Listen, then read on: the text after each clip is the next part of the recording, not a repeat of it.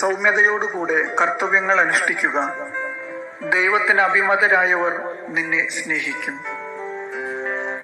നീ എത്ര ഉന്നതനാണോ അത്രമാത്രം വിനീതനാവുക.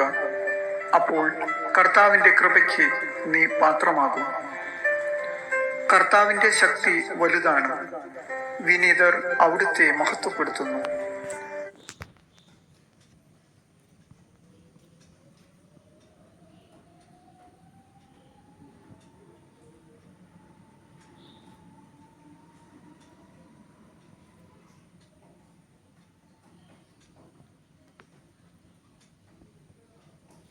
ക്യാമറയിൽ എടുക്കുന്ന ഒരു ഫോട്ടോ ഒരു നിമിഷത്തെയാണ് നിശ്ചലമാക്കുന്നത്.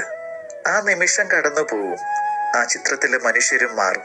പക്ഷേ ചിലർ ബന്ധങ്ങളെ നിശ്ചല ചിത്രങ്ങളെ പോലെയാണ് കരുതുന്നത്. ഒരിക്കൽ പറഞ്ഞ ഒരു വാക്കിൽ, ചെയ്തു പോയ ഒരു തെറ്റിൽ അവർ ഒരാളെ എന്നേക്കുമായി നിശ്ചലമാക്കും.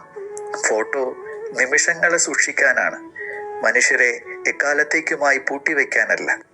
പല ബന്ധങ്ങളും തകരുന്നത് ഒരു പഴയ ചിത്രത്തിൽ നിന്ന് ഒരാളെ പുറത്തിറങ്ങാൻ അനുവദിക്കാത്തത് കൊണ്ടാകാം. സ്തുതിയായിരിക്കട്ടെ. ക്യാമറയിൽ ഇത്രയും നാൾ ജീവിച്ചതിൽ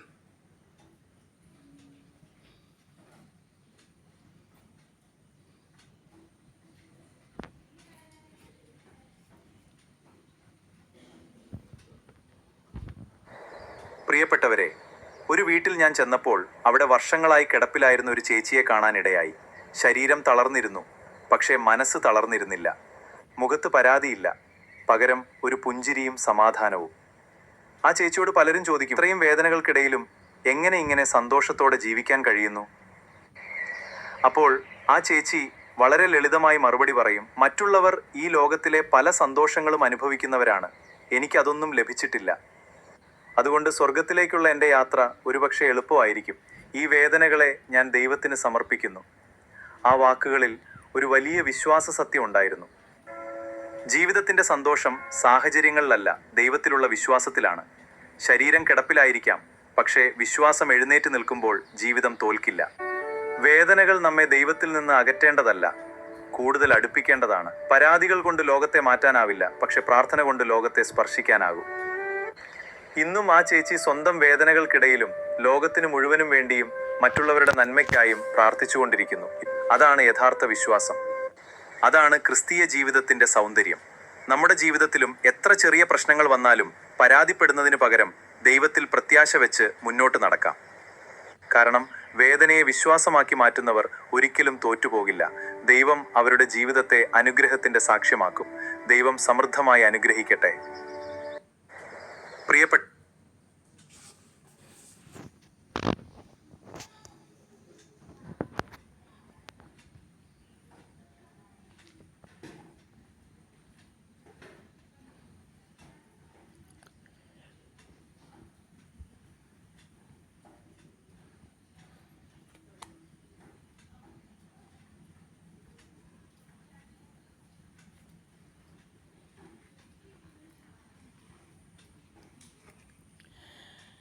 ഒരു മനുഷ്യൻ്റെ ജീവിതത്തിലേക്ക് ദുരന്തങ്ങൾ കടന്നു വരുന്നത് ഏത്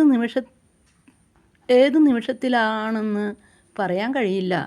അതുവരെ കെട്ടിപ്പടുത്ത സ്വപ്നങ്ങളുടെ കൊട്ടാരങ്ങളെ ഒരു നിമിഷം കൊണ്ട് ആ ദുരന്തങ്ങൾ തകർത്തെറിഞ്ഞെന്ന് വരും. പ്രിയപ്പെട്ടവരുടെ വേർപാടോ ജീവിത സമ്പാദ്യത്തിൻ്റെ തകർച്ചയോ ഹൃദയം നുറുങ്ങുന്ന വഞ്ചനയോ എന്തുമാകട്ടെ, അതിൻ്റെ ആഘാതം വളരെ വലുതായിരിക്കും. അതിനുശേഷം ശൂന്യതയുടെ ആഴക്കടലിൽ മുങ്ങിത്താഴുന്ന ഈ മനുഷ്യരെ കാത്തിരിക്കുന്നത് ഇരുണ്ട രാത്രികളാണ്. ആ സമയത്ത് അവരുടെ ചുറ്റുമുള്ള ലോകം അവരുടെ വേദനയെ അളക്കാൻ ശ്രമിക്കുന്നത് വളരെ നിസ്സാരമായിട്ടാവും.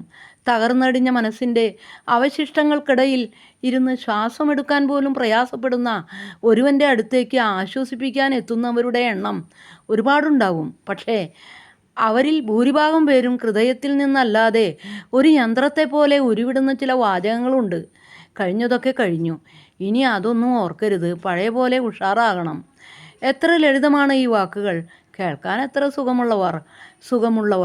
വസന്തകാലത്തിൻ്റെ മാധുര്യത്തിൽ ജീവിക്കുന്നവർക്ക് ഇലകൊഴിഞ്ഞ മരത്തിൻ്റെ വേദന എങ്ങനെ മനസ്സിലാകാനാണ്? ഒരു വലിയ കാട്ടുതീയിൽ അകപ്പെട്ട് സർവ്വതും വെന്തു വെണ്ണീറായ ഒരു കാടിനോട് ഇനി അതൊക്കെ മറക്കൂ, നാളെ തന്നെ പൂത്തുലയണം എന്ന് പറയുന്നത് പോലെയുള്ള ഒരു വിഡ്ഢിത്തമാണ് ഈ ഉപദേശങ്ങൾ. വേണമെന്ന് തോന്നുമ്പോൾ ഊരിവെക്കാനും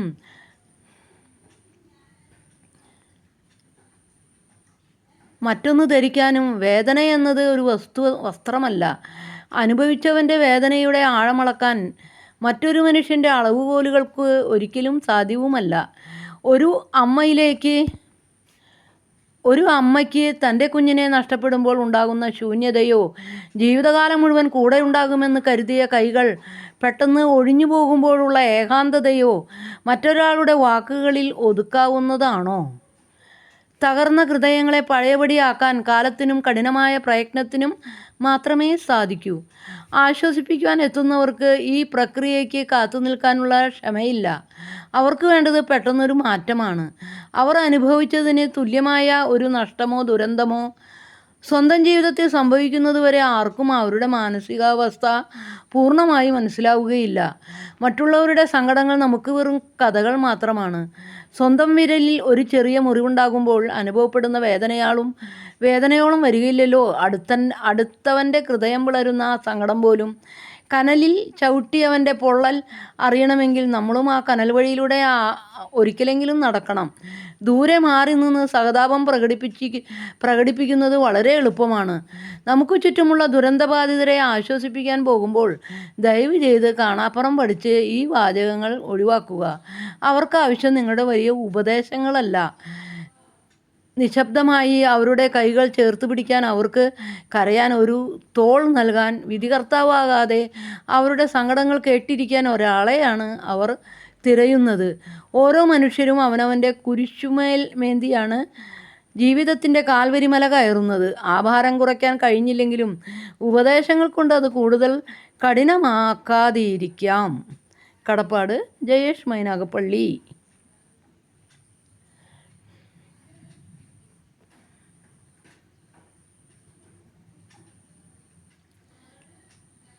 Don't you have a home?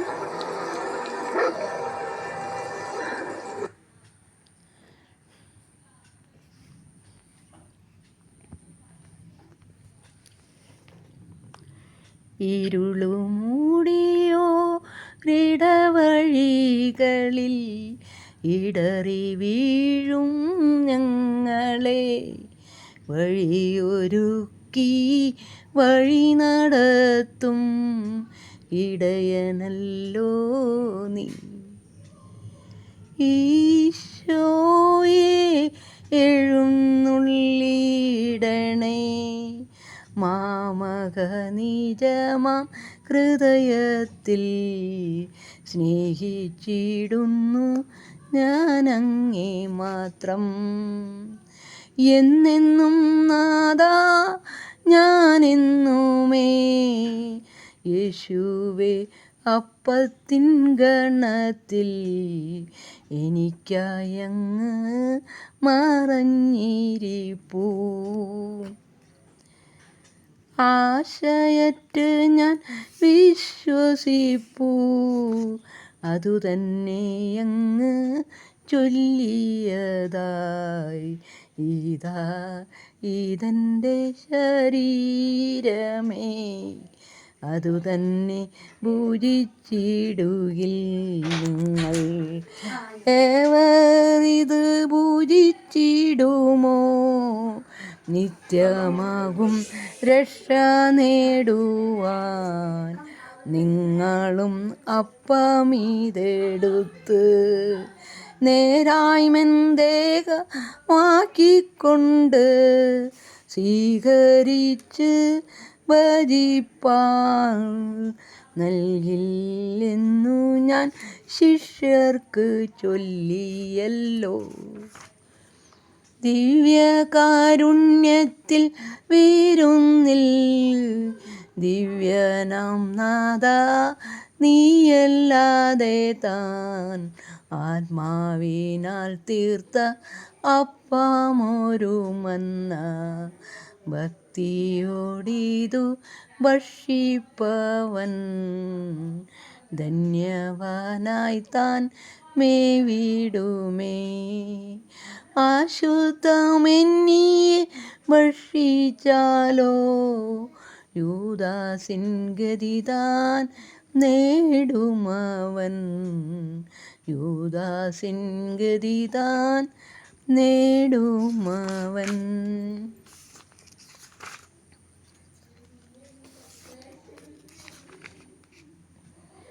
എല്ലാവർക്കും നല്ലൊരു ദിവസം ആശംസിച്ചുകൊണ്ട് പ്രാർത്ഥനയോടെ ഗുഡ് നൈറ്റ്.